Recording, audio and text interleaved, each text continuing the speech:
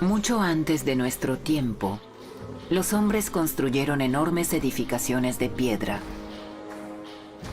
¿De dónde vienen? ¿Y qué quieren expresar con esos círculos de madera y piedra?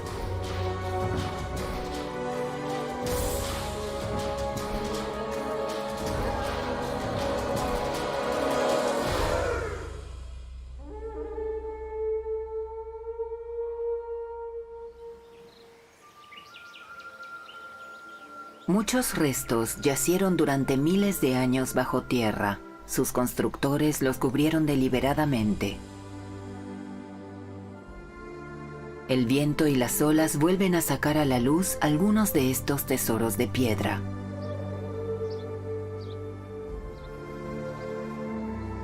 Se pueden observar gigantescas obras de arte, enormes complejos megalíticos. Los megalitos son estructuras de piedra que los hombres construyeron antes que las pirámides.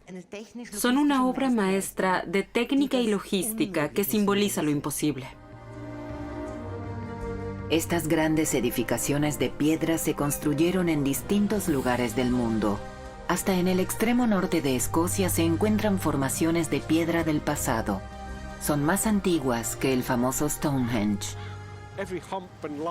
Cualquier irregularidad que se vea podría ser un nuevo sitio arqueológico. Y cada año los agricultores descubren nuevos lugares cuando aran. Todos estos hallazgos hablan de uno de los capítulos más significativos de la historia humana.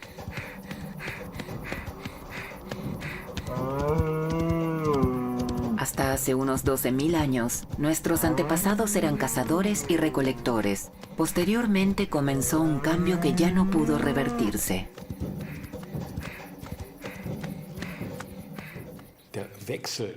El cambio de cazadores a agricultores o campesinos sedentarios fue uno de los cambios más fundamentales en la historia de la humanidad. Durante millones de años, los humanos vivieron como cazadores y de repente su vida cambió radicalmente. Es decir, eso es mucho más radical que el comienzo de la era digital o la industrialización. Göbekli Tepe, una pequeña colina al sur de Turquía. Aquí en 1994, el ya fallecido explorador alemán Klaus Schmidt descubrió un gigantesco complejo de piedra. Consiste en círculos de piedra con pilares ornamentados de hasta 20 toneladas de peso.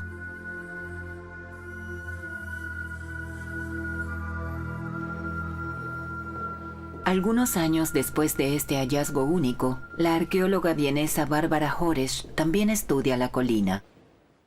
Este símbolo del Göbekli no es solo una sensación arqueológica y tal vez uno de los monumentos más importantes del mundo, sino que es también un símbolo en piedra del comienzo del Neolítico. El complejo de Göbekli Tepe fue construido por cazadores y recolectores, aún antes de que el hombre se hiciese sedentario, un descubrimiento que revolucionó a la ciencia. En Göbekli nos encontramos con una cultura de una sociedad que era desconocida para nosotros. Y aunque se remonte a tanto tiempo atrás, en algunos aspectos ya es comprensible para nosotros. Hoy el león saltando también es un peligroso depredador. Seguramente así lo entendieron también los constructores de Göbekli hace 12.000 años.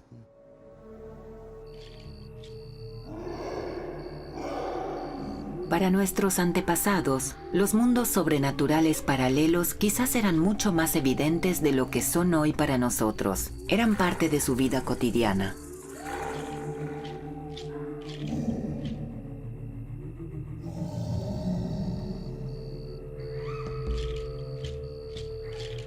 La grulla, un símbolo del aire que tal vez unía la tierra con el cielo. Escarabajo y serpiente, dos animales que son importantes en muchas mitologías. El hombre se movía en el círculo de la enérgica fauna. El más allá y este mundo no estaban estrictamente separados entre sí.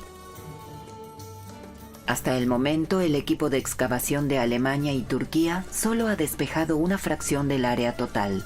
Sin embargo, los científicos ya conocen el final del santuario.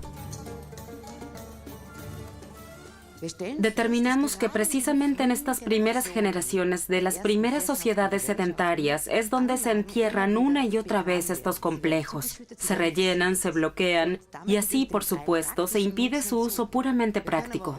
Pero podemos imaginarnos muy bien que las sociedades conservaron su recuerdo durante mucho tiempo. No por nada durante milenios, Göbekli no ha sido utilizado ni se ha construido encima. Probablemente los primeros agricultores quisieron distanciarse de las ideas de sus predecesores. Göbekli había perdido su significado original. El hombre se había vuelto sedentario.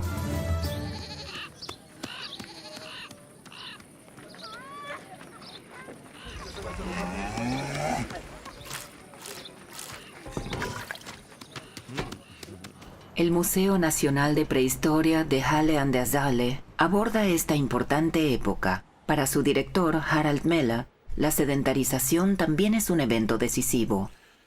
Sí, la revolución del Neolítico es la revolución decisiva de la historia humana.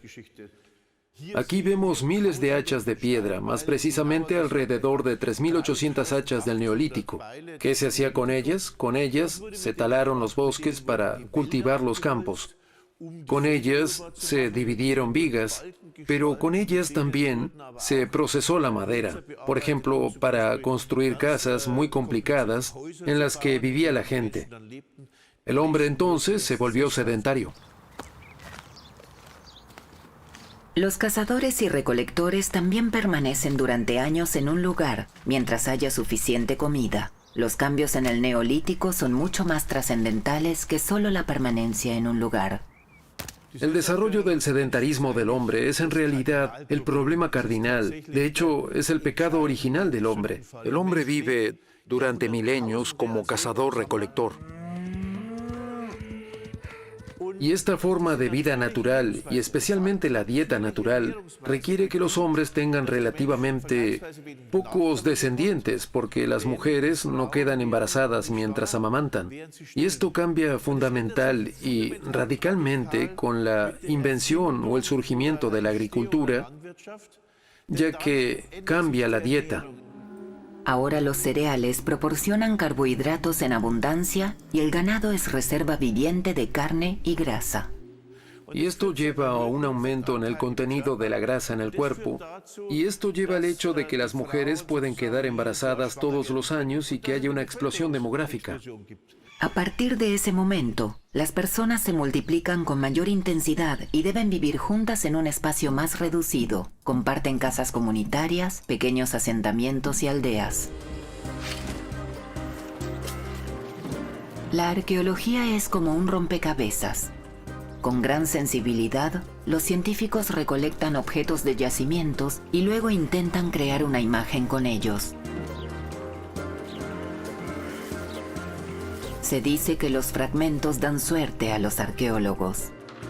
Los restos son tan significativos que culturas enteras fueron llamadas por los ornamentos de las vasijas de barro, como la cultura de la cerámica de bandas, que fundó las primeras culturas campesinas en Europa. Las sepulturas son particularmente reveladoras para los científicos, ya que aquí, además de los bienes funerarios, a menudo se encuentran restos humanos. Un ojo entrenado puede sacar mucho de los huesos. Por ejemplo, si el fallecido fue enterrado adecuadamente o si sus huesos fueron roídos por animales. María Teschler-Nicola ha dirigido durante muchos años el Departamento de Antropología del Museo de Historia Natural de Viena. Para ella, los esqueletos son como libros abiertos. En estos materiales podemos detectar deficiencia de vitaminas, síntomas de estrés, y esto nos ayuda en la reconstrucción de las condiciones de vida y nutrición de los primeros seres humanos. Los signos de anemia se pueden detectar en la cuenca del ojo y la deficiencia de vitamina C en los bordes alveolares o en las nuevas formaciones o depósitos óseos específicos. Y todo esto nos ayuda. Si hacemos esto de forma sistemática, no en un solo esqueleto, sino en toda la población, reconstruiremos las condiciones de vida y trabajo específicas. Siempre fue importante para los investigadores e investigadoras determinar la edad de sus hallazgos. El inicio de esto fue la datación por radiocarbono. Desde hace aproximadamente 20 años, también han sido posibles los análisis genéticos. Este método revolucionó la ciencia. Ahora incluso es posible analizar ADN de varios miles de años de antigüedad, tanto de humanos como de animales. De este modo, se puede determinar la propagación de los agricultores en el Neolítico sobre la base de su ganado, explica el biólogo molecular Joachim Burger. Los primeros exámenes fueron efectivamente en el ganado, donde determinamos que el vacuno iraní es el antepasado de todas las vacas europeas. Sin importar si hoy están en Suiza o en Frisia Oriental, en definitiva son de Anatolia o de Medio Oriente. Disponemos de vacas completamente orientales y entonces pensamos, si este es el caso con el ganado y después se mostró con los otros animales, tal vez también las personas han migrado de allí. Y, curiosamente, después de 10 años de investigación, pudimos descubrir que estos anatolianos, pero solo los del noroeste de Anatolia, son de hecho ancestros de todos los europeos del Neolítico. El material genético bien conservado durante milenios es escaso. Cuanto más cálido es el entorno, más rápidamente se descomponen los huesos y con ellos los rastros genéticos. Además, el ADN de los hallazgos no debe estar contaminado por ADN de personas de épocas recientes. De lo contrario, esto conduciría a resultados erróneos. Los datos dan una imagen interesante.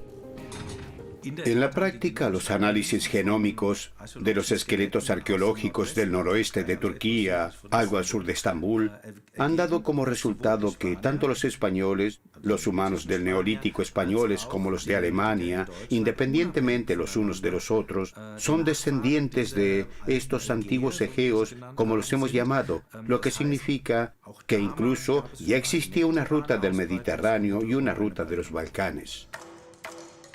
Los agricultores se extendieron durante varios cientos de años por toda Europa, erráticamente y no de forma lineal.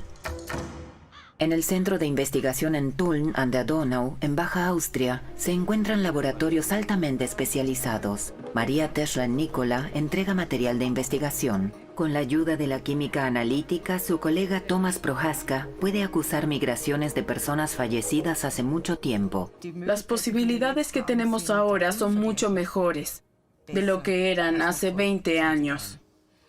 Tenemos métodos invasivos como no invasivos y tenemos el análisis de isótopos, que también se utiliza mucho en antropología y prehistoria desde hace unos 15 años para poder comprender los movimientos y cambios de residencia en la prehistoria. El químico examina un diente de aproximadamente 5.000 años de antigüedad. Como el esmalte no cambia a lo largo de la vida, a partir de su composición se puede descubrir dónde creció una persona. El mismo método se emplea, por ejemplo, en el control de alimentos para comprobar si las fresas realmente fueron cultivadas en el lugar indicado en la etiqueta. Su origen se detecta claramente, ya sea en plantas, animales o humanos. En principio, ahora podemos deducir de los datos o confirmar que hubo un historial de migración, que fue un historial de migración y no un historial de transferencia de ideas, es decir, que el ser humano colonizó Europa.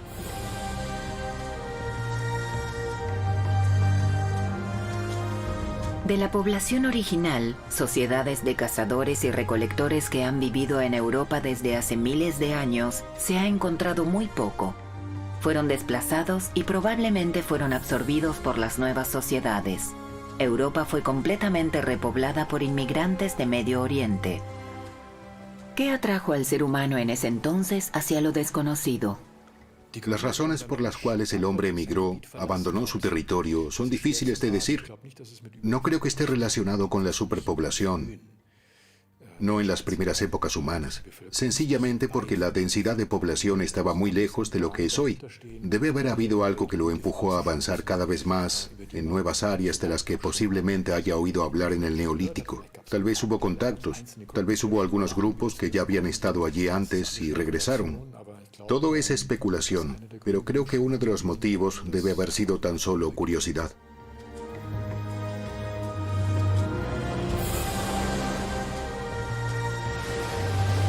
Los cazadores y recolectores ya habían usado intensamente el mar. Lo transitaban como nosotros las carreteras. Luego una parte de los agricultores sedentarios se trasladó por mar hacia el oeste. Si utilizaron barcos de vela o de remos no se sabe exactamente.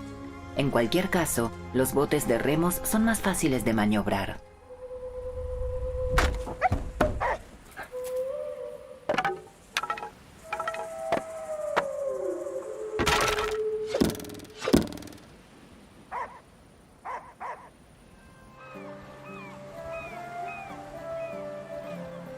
Poco a poco, estos aventureros se extendieron a las islas del Mediterráneo.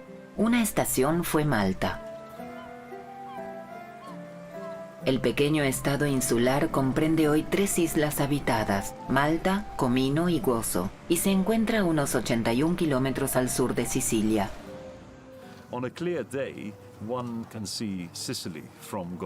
En un día claro y sin nubes, se puede ver Sicilia desde Gozo y también se puede ver Gozo desde Sicilia. Se puede suponer que el hombre tenía cierta curiosidad por Sicilia y se preguntaba cómo serían esas tierras que se veían en el horizonte. Sin embargo, es difícil de entender por qué el hombre optó por abandonar una isla tan fértil como Sicilia para establecerse en un lugar desconocido a la distancia.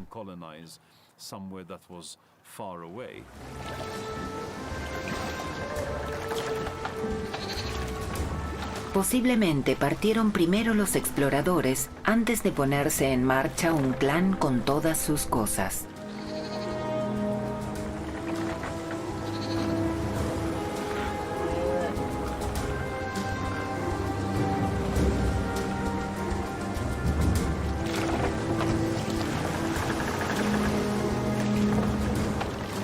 Aproximadamente 2000 años después de la llegada de los primeros colonos a Malta, comenzó la fase de los templos.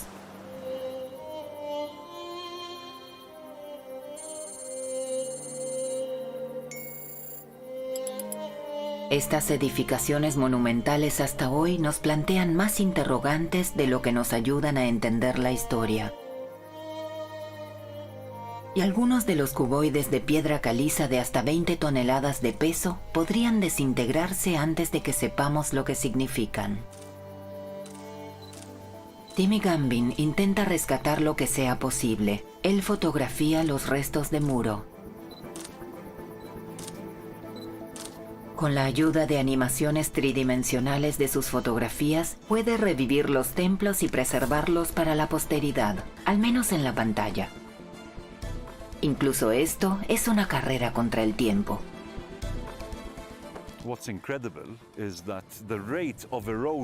Es increíble, pero la erosión ha avanzado mucho más rápido en los últimos 70 años que en los anteriores 4.500 años. Y esto no solo porque el templo fue descubierto, sino por factores como la lluvia ácida, la contaminación de la atmósfera por monóxido de carbono, etc. La erosión no solo se aceleró por la exposición, sino principalmente por estos contaminantes modernos que tienen efectos tan destructivos. En la isla principal de Malta se encuentra el templo Agar Kim, una atracción turística. Un techo lo protege del sol, el viento y la lluvia. Esto debería ralentizar el deterioro.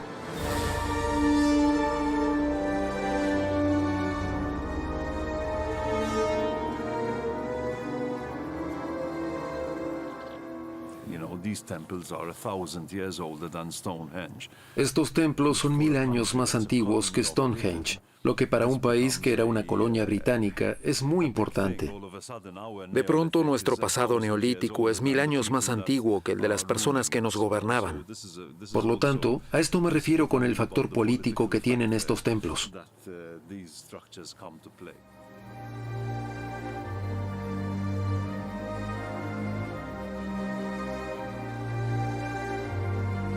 ¿Qué esperaba el ser humano de estas magníficas edificaciones?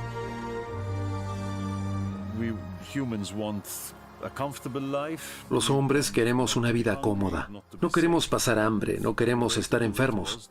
Y la mejor manera de asegurarse de eso era buscar la misericordia de los dioses, construyendo monumentos en su honor. Así es como se ve Hagar Kim sin su techo protector.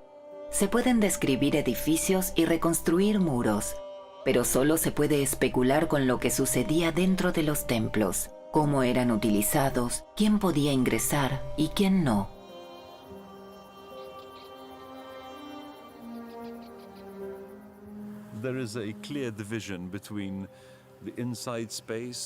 Existe una clara separación entre el interior y el exterior.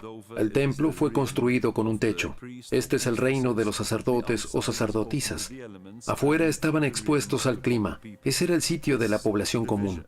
Esta división fue claramente planeada así cuando fue diseñado el templo. El interior del templo está protegido del mundo exterior y escapa a la vista.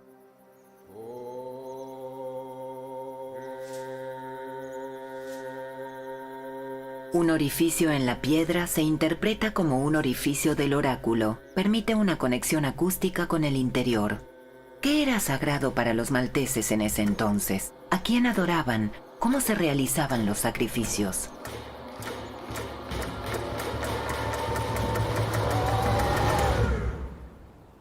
Sobre los rituales solo podemos fantasear. Muchas preguntas permanecen abiertas.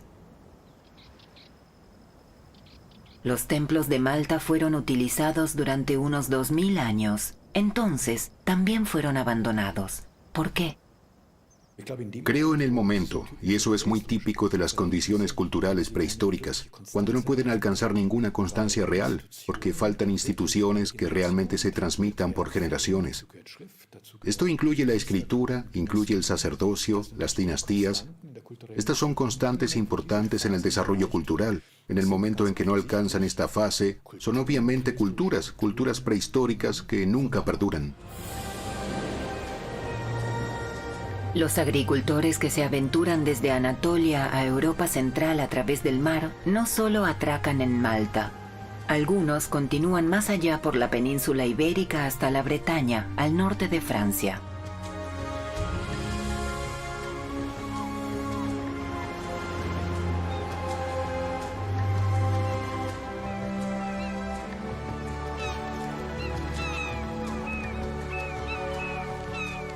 Kilómetros de costas rocosas ofrecen la materia prima para las edificaciones de los nuevos colonos.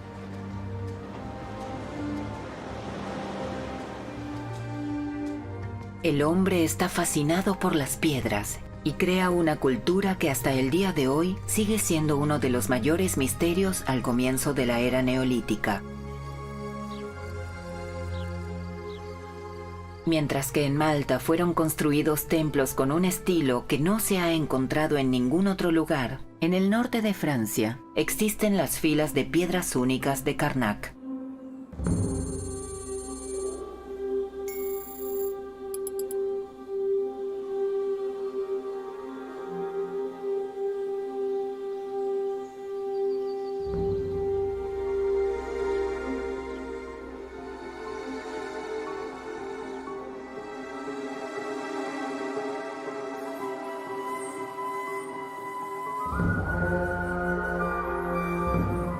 La importancia de las construcciones megalíticas todavía se refleja hoy en la lengua bretona. Menhir significa piedra larga. Y dolmen significa mesa de piedra y describe tumbas con cubierta de placa de piedra. Ambos términos no se pueden traducir a otros idiomas. Muchos científicos han intentado resolver el enigma de los grupos del tipo Menhir. Serge Gazan también está fascinado por estas reliquias de la Edad de Piedra. Lo cierto es que esta vista monumental, sobre cualquiera que la vea, sobre cualquiera que visite las piedras de Karnak, tiene un efecto y evoca asombro y respeto por esta arquitectura. Frente a tal magnitud que va más allá de la imaginación, aquí realmente comprendes lo que significa monumentalidad.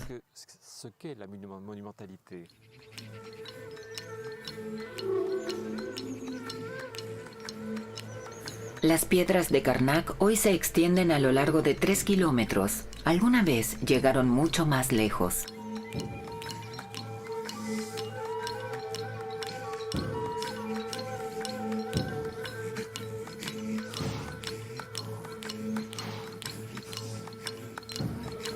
Cada bloque de piedra se ve diferente. Cada uno de ellos podría significar algo diferente. Algunos investigadores opinan que en las hileras se reconoce una demostración de poder. Otros se aferran a la idea de fuerzas sobrenaturales y otros quieren verlas sencillamente como lápidas.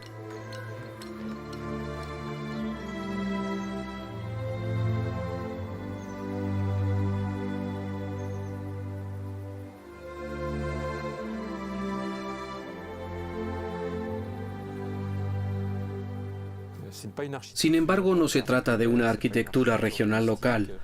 Tampoco sabemos para qué sirve, pero realmente hay que considerarla arquitectura. Las hileras de piedras se extendían desde la costa hasta el interior. Tal vez indicaban un eje, un camino. Pero ¿a dónde conduciría?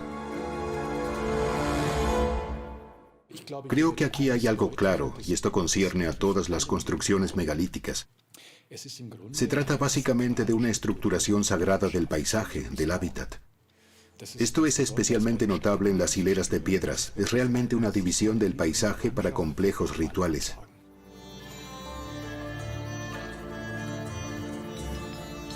Los complejos megalíticos se encuentran en las islas del Mediterráneo, a lo largo de la costa atlántica, hasta las islas británicas.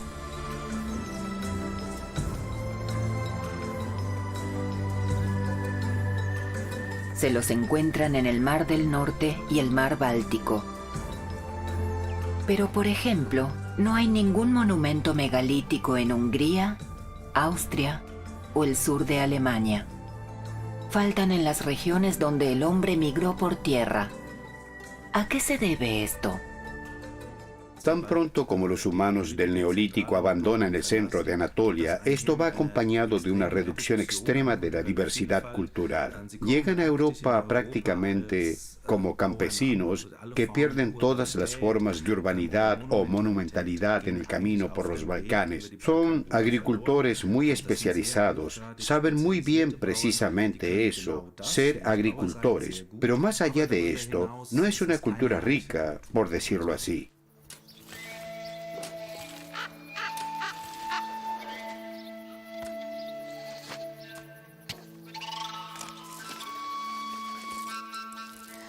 Tal vez para volver a aclarar las dimensiones, desde la media luna fértil hasta Austria, pasan casi 5.000 años.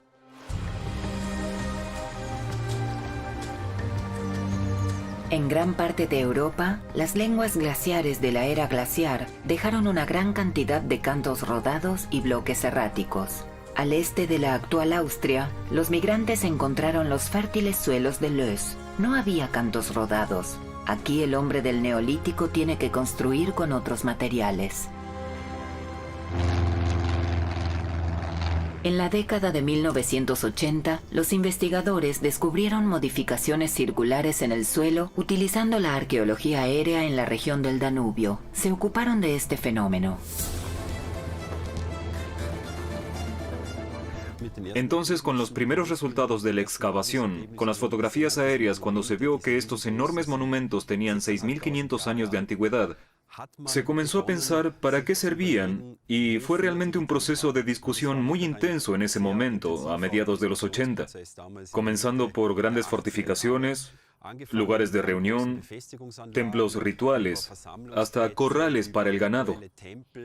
Se dieron todas esas posibilidades de interpretación. Capa por capa, el georradar escanea el subsuelo y aclara las estructuras del pasado sin excavar. Los datos dibujan una imagen de las empalizadas, fosos y entradas. Wolfgang Neubauer emplea sus dispositivos en todo el mundo cuando se trata de buscar rastros ocultos en grandes áreas. Él también pudo demostrar en Stonehenge que el círculo de piedra más famoso del mundo fue construido originalmente de madera.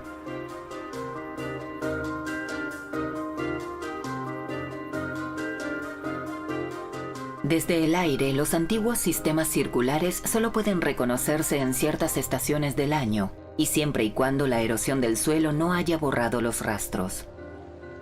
En Weinviertel Neubauer pudo detectar un total de 40 fosos circulares, uno de ellos en Puch, cerca de Heldenberg. En 2005, Wolfgang Loviser y su equipo de arqueólogos experimentales construyeron un sistema de fosos circular en Heldenberg, en Weinviertel, utilizando los medios que también tenía disponibles el hombre de la Edad de Piedra: madera, huesos, fibras vegetales y herramientas de piedra. Afortunadamente, ya hace muchos miles de años, el hombre construía a partir de la piedra en otros lugares. De lo contrario, sabríamos mucho menos sobre nuestros antepasados. Las piedras nos muestran los lugares donde se asentaron nuestros antepasados. Tan solo en Sylt existen más de 500 sepulturas conocidas.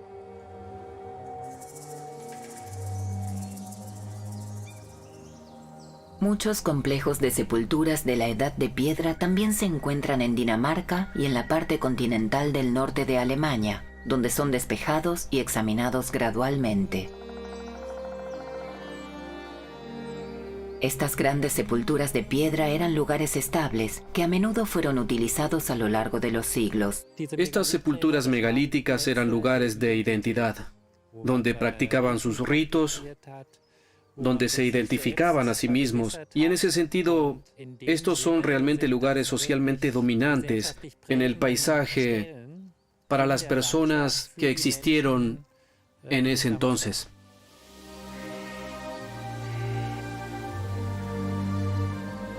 El tipo de sepultura dice mucho sobre una sociedad y cómo lidiaban con la convivencia. Las sepulturas megalíticas son sepelios colectivos que están abiertos, donde siempre se vuelven a realizar entierros, pero donde se conserva la individualidad del fallecido. Al comienzo de la era neolítica, el individuo no se encuentra como punto central, sino la comunidad. El prestigio lo disfrutan aquellos que pueden distribuir bienes.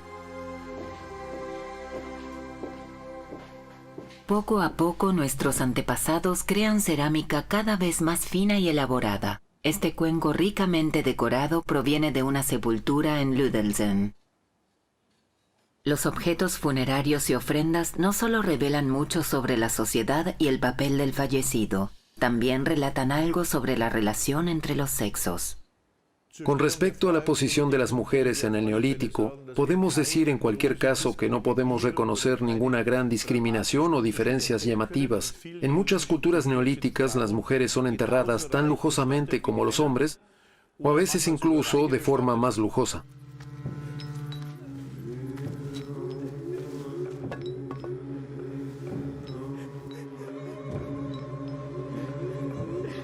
¿Pueden los objetos funerarios realmente indicar la posición de las mujeres y su estima en este mundo?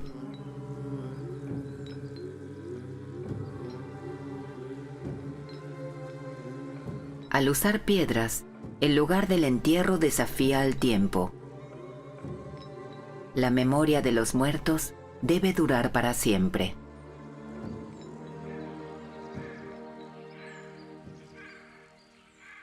Las piedras son la fuente más importante cuando se trata de reconstruir la arquitectura humana, ya sean templos o sepulturas. Si no fuesen de piedra, si fuesen hechos de madera, encontraríamos restos muy pequeños. Su monumentalidad, lo que había sobre ellos, tal vez no lo podríamos imaginar, habría mucha especulación, pero la piedra se conserva.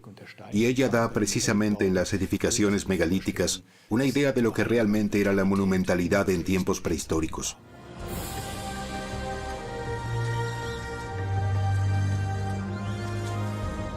Al norte de Escocia, en las Islas Orcadas, científicos encontraron una asombrosa variedad de edificaciones megalíticas de la Edad de Piedra. Nick Card dirige las excavaciones iniciadas en 2002. Creo que lo que vemos hoy es solo la punta del iceberg de lo que hubo aquí hace 5.000 años. Nuestra mirada está dirigida a esos maravillosos monumentos erguidos. Pero en los últimos 10 años, la Universidad Highlands and Islands ha comenzado un gran programa geofísico. Los monumentos fueron examinados todo a su alrededor para descubrir qué más podría haber habido aquí. Y descubrimos que el paisaje tiene que haber estado cubierto de edificaciones. En las Islas Orcadas se detectaron complejos de culto, asentamientos y sepulturas. Esta densidad de hallazgos de la Edad de Piedra es única a nivel mundial. El túmulo de Maes Howe. Desde allí al oeste se elevan las rocas de Stennes, que forman uno de los círculos de piedra más antiguos de Gran Bretaña.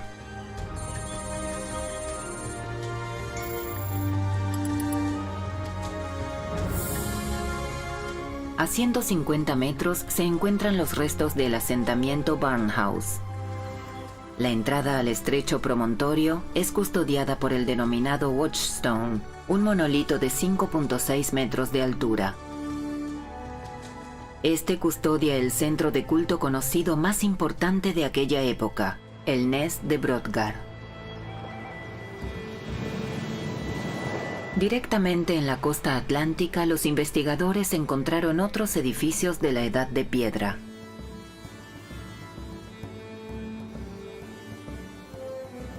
Pequeñas pero acogedoras casas de piedra. Para que las tormentas y el rocío no afecten tanto la mampostería, muchas de las excavaciones fueron cubiertas y en todas partes dice, prohibido el ingreso. La única excepción se aplica al personal científico. Los seres humanos del Neolítico no eran muy diferentes a nosotros. Todo lo que se encuentra aquí también se esperaría encontrar en una casa moderna, aparte de electricidad y agua. Hay fogones, camas, estantes. La construcción plana protege contra las tormentas y el techo de césped mantiene el ambiente cálido. La gente estaba bien. Hasta el momento no conocemos dificultades ni conflictos militares en las Islas Orcadas en ese momento.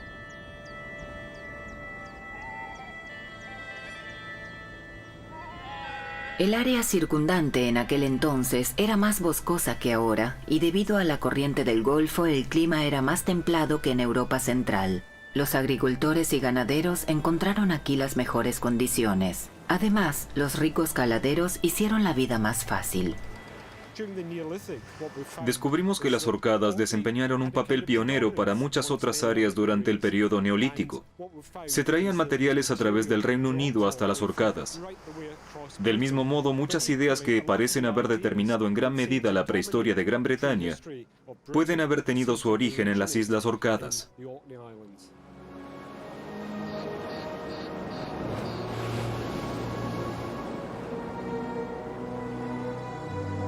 ¿Fue el círculo de piedra de las Orcadas un modelo para todos los demás círculos de piedra en las Islas Británicas? Ahora se pueden determinar exactamente los movimientos migratorios y superposiciones.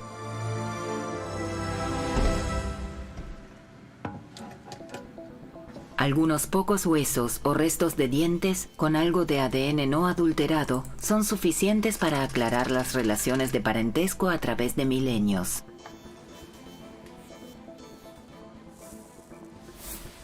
Con este método pudo probarse que los europeos centrales son descendientes de los antiguos anatolios y se ha descubierto otra sorpresa. En un segundo paso se examinaron genomas iraníes, realmente del corazón de la media luna fértil, y allí se rompe la cadena de migración en algún lugar entre el oeste de Anatolia y el oeste de Irán. Se rompe esta cadena en tantas diferentes poblaciones como puedan imaginarse. Podría calcularse que ya se habrían separado desde hace 50, 70 mil años, es decir, poco después de salir de África, pero ambos grupos participan de esa gran idea. La sedentarización, la agricultura, la construcción de casas. De acuerdo con el estado actual de conocimientos, la sedentarización del hombre progresó paralelamente a Occidente y a Oriente y fue similar en ambos lugares, pero completamente separados unos de otros.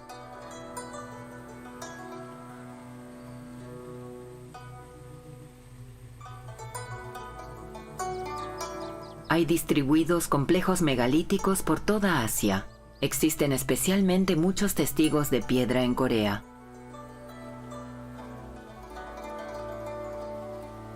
En la mitología coreana, las constelaciones desempeñan un papel importante, y también era común en el pasado reciente grabar constelaciones en lápidas.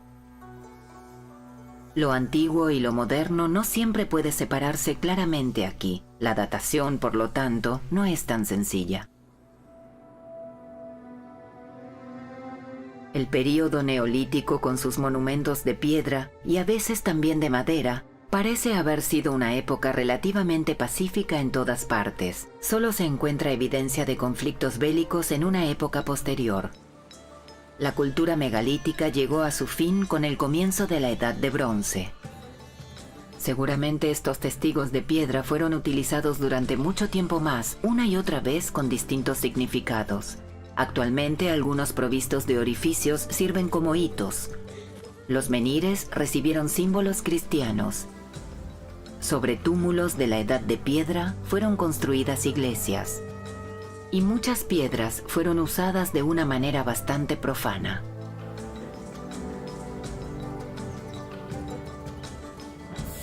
Lo que eran los templos para el hombre de aquel entonces son las mezquitas, sinagogas o iglesias de hoy. Vivimos en aldeas que se han convertido en ciudades. Nos centramos en el núcleo familiar y nos alimentamos de cereales y ganado.